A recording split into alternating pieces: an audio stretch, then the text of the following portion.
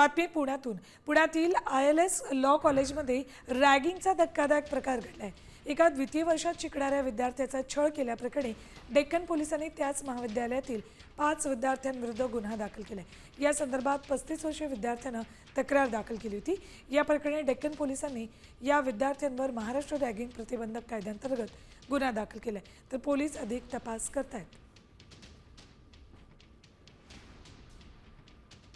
पुण्याच्या ILS law कॉलेजमध्ये ragging झालेले आहे आणि मुख्य तक्रारदार जे आहेत लोखंडे आपल्याबरोबर आहे. आपण जर पाहिलं तर तुम्ही तक्रार दिलेली होती, काय हा सगळा प्रकार आहे आणि या संदर्भात प्रशासन काही बोलायला तयार नाही, नेमकं काय झालं होतं? सुरुवातीला तर मी जेव्हा ॲडमिशन घेतलं होतं या कॉलेजमध्ये तेव्हा एक मोठ्या इम्प्रेशनमध्ये ॲडमिशन घेतलं होतं की प्रेस्टिजियस कॉलेज आहे, 100 वर्ष झाली या कॉलेजला आणि आजपर्यंत 3 चीफ जस्टिस या कॉलेजला या कॉलेजमधून मिळालेले आहेत या देशाला. पण इथं आल्यानंतर वेगळाच प्रकार बघायला मिळाला. दारू, ड्रग्ज आणि गांजा, सिगारेट याच्यामध्ये सगळी बुडालेली हॉस्टेलमधली तरुण पिढी बघितली आणि अगदी प्रामाणिकपणे मॅडमला याच्याविषयी माहिती दिली आणि त्या हो म्हणाल्या, आम्ही याच्यावर कारवाई करू. परंतु त्याच्यावर कधीही कुठली कारवाई झाली नाही आणि मीही या प्रकरणात कधीही न पडण्याचं ठरवलं. परंतु एकदा जी काही तक्रार दिल्यानंतर यामुळे मी खूप प्रसिद्ध झालो की ह्या ड्रग्ज, दारू, गांजा याच्या अगेन्स्ट माझी काहीतरी तक्रार आहे, मुलांना माहिती होतं.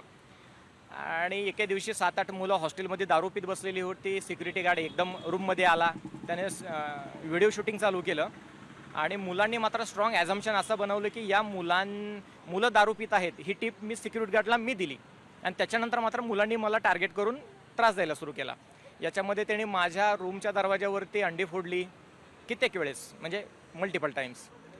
त्यानंतर दरवाज्यावरती शिवीगाळ लिहिण्यात आली, दरवाजाची काच फोडली आणि याच्यापेक्षा मोठ्या लेवलला कंटिन्यू बरेच दिवस 25, 30, 40 मुलं रात्री 9-10 नंतर लाईट्स ऑफ करून माझ्या नावानं शिवीगाळ करायचे आणि हे कंटिन्यू बरेच दिवस चाललं. मॅडमला याचे मी 16 डिसेंबरपासून ते 31 डिसेंबरपर्यंत सगळ्याच माध्यमातून व्हॉट्सॲप, ईमेल, फोन कॉल्स, रिटर्नमध्ये सगळ्या प्रकारे तक्रारी दिल्या. कुठल्याही तक्रारीची त्यांनी दखल घेतली नाही.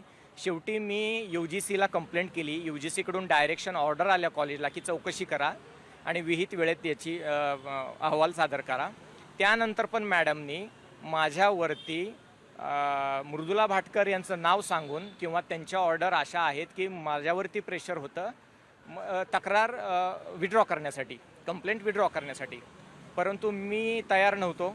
त्यानंतर ॲटलिस्ट प्रिन्सिपलचं नाव त्याच्यातून काढावं तक्रारीमधून, असं त्यांनी माझ्यावर प्रेशर टाकलं. आता स्वतः प्रिन्सिपल याची चौकशी करणार आहेत, त्याच्यामुळे मी त्यांचं नाव काढलं. हे सगळ्या गोष्टी ऑन रेकॉर्ड आहेत. त्यानंतर मात्र त्यांनी कुठलीही प्रक्रिया कायदेशीर नियमानुसार केली नाही. एक राघवन कमिटी आहे जी सुप्रीम कोर्टानं अपहोल्ड केलेली आहे. रॅगिंगच्या केसमध्ये चौकशी कशी करावी याचे कुठल्याही नियमांचं पालन कॉलेजकडून झालं नाही. म्हणजे संस्थेच्या बाहेरील किमान एक तरी सदस्य असला पाहिजे. चौकशी दरम्यान मुलं. मग आता काय झालं? आता मी मी याचा फॉलोअप घेत होतो. ACP ऑफिसपासून DCP, ॲडिशनल CP पर्यंत मी सर्व पोलीस ऑफिसरांना भेटलो, माझे सर्व पुरावे दिले आणि मग सिनियर ऑथॉरिटीकडून जेव्हा पोलिसांना कळवण्यात आलं की याच्या दखल घेऊन चौकशी पूर्ण करा, तर त्याची चौकशी पूर्ण करण्यात आली. मग आता प्राचार्यांचं काय म्हणणं आहे आणि हे प्रकार अजूनही चालू आहेत? नाही, आता मला तर वेगळं कारण काहीतरी थातूरमातूर कारण सांगून काढून टाकण्यात आलं हॉस्टेलमधून, त्यामुळे मला माहिती नाही. आणि त्याच्यानंतर दुसरा असा प्रकार झाला होता की 100 ते 200 मुलांनी कॉलेजच्या प्रशासनाच्या विरोधात रोष व्यक्त केल्यामुळे आणि